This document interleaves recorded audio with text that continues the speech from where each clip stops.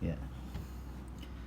Oke, Assalamualaikum warahmatullahi wabarakatuh. Selamat pagi anak-anak. Semoga kita selalu diberi kesehatan oleh Allah Subhanahu wa taala. Ya, segala puji bagi Allah, Tuhan semesta alam yang telah mengumpulkan kita walaupun kita dalam keadaan dalam jaringan seperti ini online. Alhamdulillah Allah Subhanahu wa taala memberikan kita kesehatan, dan semoga Allah melindungi kita dari pandemi seperti ini. Oke. Bapak harapkan semuanya bisa mengaktifkan HP-nya untuk memperhatikan penjelasan Bapak pada mata pelajaran hari ini, yaitu pendidikan agama Islam. Insya Allah nanti kita akan membahas hari ini dengan materi yaitu ketentuan penyembelihan hewan kurban.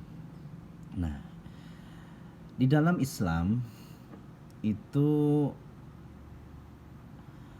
segala sesuatu itu diatur maupun dari air untuk berwudu itu sudah diatur oleh Islam di dalam Al-Quran dan hadis, walaupun dari ijma' ulama, kias, perkataan-perkataan ulama. Nah gitu. Di dalam ketentuan yang materi kita ini, ketentuan penyembelihan hewan kurban itu diatur oleh Islam. Ada beberapa syarat, ada ketentuan-ketentuan yang telah disusun oleh Al-Quran, dan kita belajar dari buku panduan. Silahkan dibuka anak-anak tentang materi ketentuan penyembelihan hewan kurban. Jadi penyembelihan hewan adalah memotong binatang dengan alat tajam pada bagian leher hewan, yaitu saluran pernapasan dan jalan makannya hewan, yaitu di leher, sampai putus sehingga binatang tersebut mati untuk diambil manfaatnya. Menyembelih hewan dalam Islam ada dua macam, yaitu zabhun. Asal katanya zabhun dalam bahasa Arab, yaitu dengan arti menyembelih dengan posisi hewan berbaring, seperti contoh hewan kurban, yaitu seperti kambing, terus kerbau, sapi, dan onta. Nah begitu, penyembelihan hewan haruslah memenuhi syarat dan rukunnya. Apa itu syaratnya?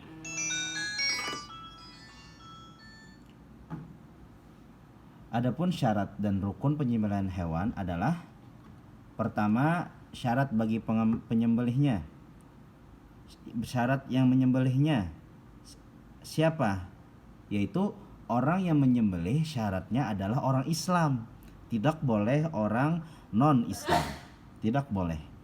Atau ahli kitab, yaitu orang yang seperti ulama, kiai, yang itu lebih afdolnya. Terus tidak buta. Ya, bagaimana untuk menyembelih hewan dengan mata tidak bisa melihat? Oleh karena itu syaratnya yaitu tidak buta. Dan niatnya, dia seorang penyembelih itu harus punya niatnya adalah menyengaja untuk menyembelih, bukan untuk menyakiti, bukan untuk menyiksa. Nah begitu. Terus ada juga syarat hewan yang disembelih. Syaratnya ialah hewan yang disembelih adalah halal, seperti yang Bapak sebutkan tadi, seperti kambing, terus kerbau, sapi, onta. Seperti kalau di Indonesia ini biasanya kebanyakan itu kerbau, dan diantaranya kerbau, kambing, sapi itu biasanya. Tetapi kalau di negeri Jazirah Arab biasanya mereka menggunakan onta. Terus syarat alat penyembelihnya, alatnya itu harus pisau atau pedang. Alat yang intinya yaitu tajam. Syaratnya ada 3, yaitu tajam, tidak tumpul. Tujuannya apa? Agar lebih cepat penyembelihannya. Agar ketika menyembelih hewan tersebut supaya cepat binatang itu mati dan binatang itu tidak merasa tersiksa. Nah, seperti itu. Tujuan dari alat penyembelihnya itu harus tajam. Kedua, dari alat tersebut ada syaratnya, yaitu alat penyembelihannya bisa dari besi atau logam dan batu. Nah, seperti itu. Selain itu tidak diperbolehkan. Terus yang ketiga yaitu tidak diperbolehkan dengan alat yaitu terbuat dari gigi dan kuku. Nah, tidak diperbolehkan. Makanya biasanya orang yang membuat benda tajam itu terbuat dari besi, logam atau batu biasanya. Nah, seperti itu. Gigi tajam juga, kuku tajam, akan tetapi di dalam Islam tidak diperbolehkan. Nah, karena Islam sudah mengatur sedemikian mungkin untuk alat penyembelihannya. Terus kita lanjut yang di bagian tubuh yang disembelih apa? Tadi sudah Bapak jelaskan, yaitu menyembelihnya itu di mana? Di leher. Karena di leher itu urat saluran pernapasan dan urat saluran makanannya. Ketika penyembelih menyembelih di lehernya, maka itu seketika hewan itu cepat matinya dan dia tidak merasa tersiksa.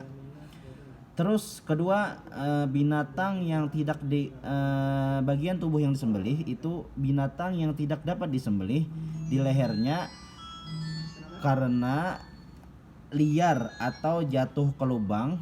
Menyembelih dilakukan di bagian mana saja dari badannya asal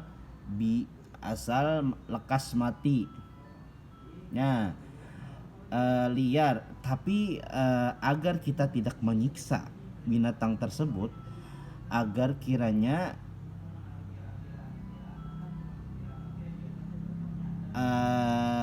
kita menyembelih di bagian leher saja, seperti itu.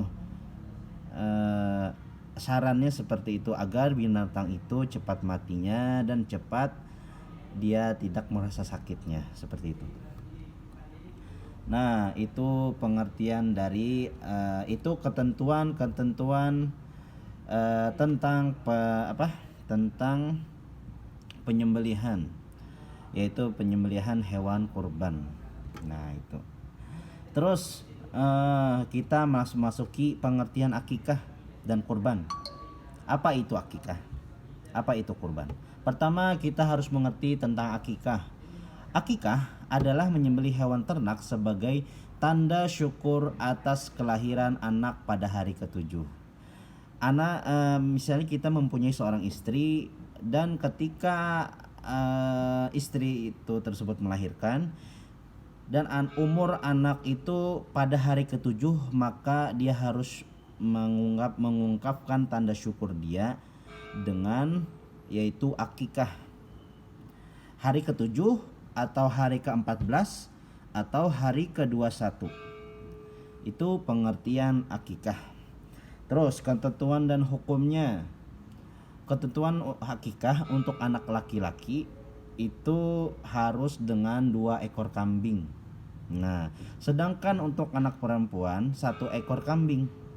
Hal ini didasarkan atas hadis Nabi yang diriwayatkan oleh Tirmidzi dan Ibnu Majah, yang artinya hendaknya qala Rasulullah sallallahu alaihi wasallam, yang artinya hendaknya menyembelih akikah untuk laki-laki 2 ekor kambing, dan untuk anak perempuan satu ekor kambing. Nah, seperti itu dari hadis Rasulullah Shallallahu Alaihi Wasallam.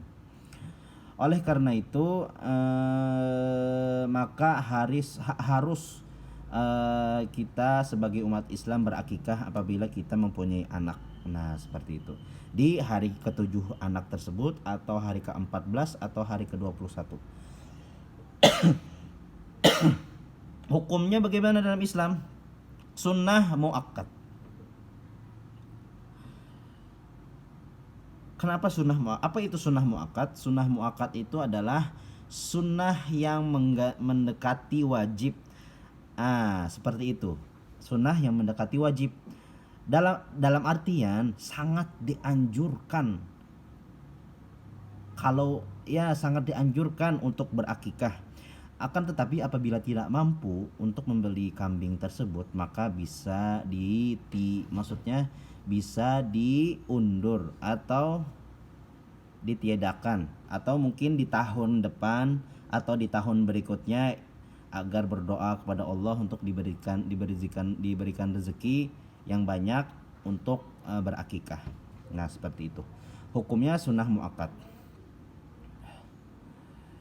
Terus ada juga dasar hukum dari akikah tersebut dari riwayat hadis Ahmad dan Tirmidzi yang berbunyi, yang artinya hadis Rasulullah ini, tiap-tiap bayi itu tergadai dengan akikahnya.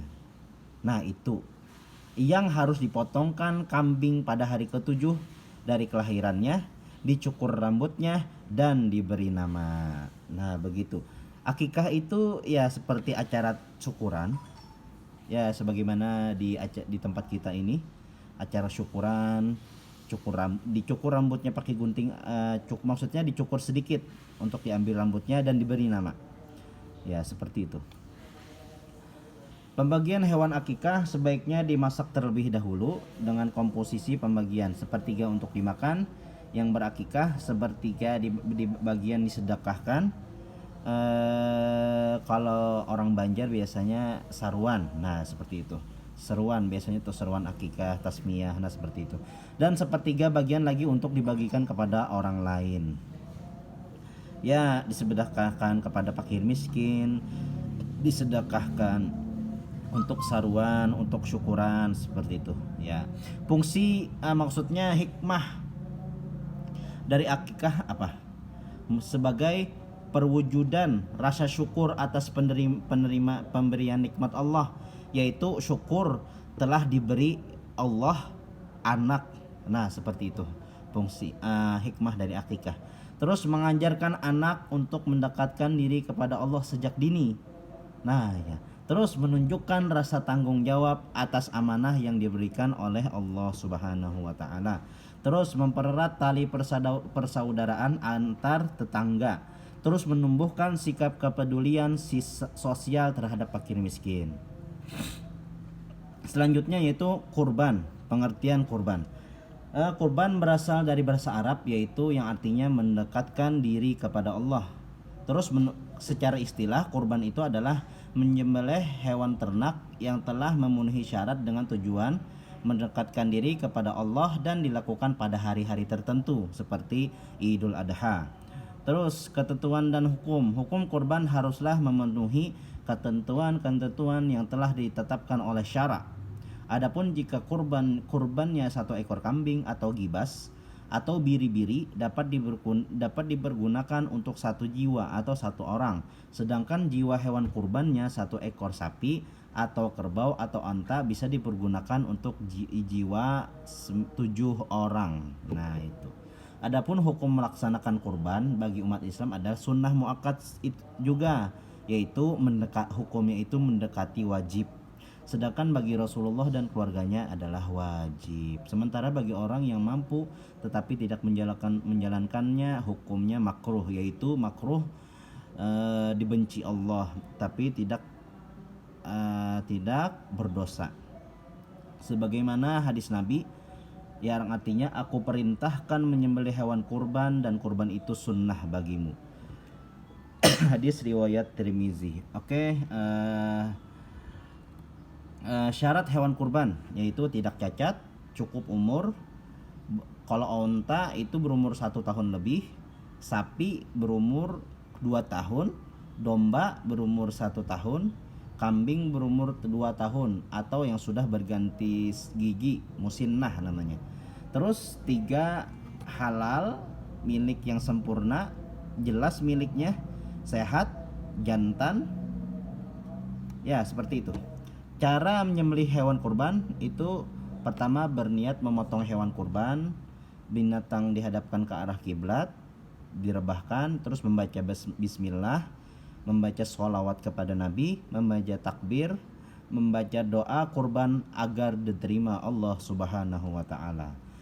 Hikmah kurban yaitu sebagai sarana mendekatkan diri kepada Allah. Sarana kurban itu sarana ibadah kepada Allah itu banyak, yaitu sholat, puasa, dan kurban ketika Idul Adha itu adalah salah satu sarana yang paling besar pahalanya di sisi Allah. Terus hikmahnya yaitu wujud rasa syukur dan nikmat yang diberikan oleh Allah. Terus wujud kesetiakawanan dan kepedulian sosial dan mengikuti sunnah Rasulullah dan melatih kesabaran dan jiwa rela berkurban. Terus turut serta memperhatikan gizi masyarakat. Oke, sampai di sini ada pertanyaan murid. Bagi murid yang ingin bertanya silahkan chat di WA. Mungkin sampai di sini dulu penjelasan Bapak tentang ketentuan penyembelihan hewan kurban dan makna dari kurban dan makna dari akikah.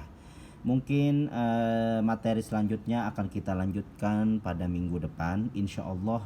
Atas izin Allah, mudah-mudahan kita bisa diberi panjang umur, sehat walafiat, dan dijaga Allah dari mara bahaya penyakit yang sedang mewabah di negeri kita ini. Subhanakallah wa bihamdika asyhadu an la ilaha illa anta astaghfiruka wa atubu ilaih. Assalamualaikum warahmatullahi wabarakatuh.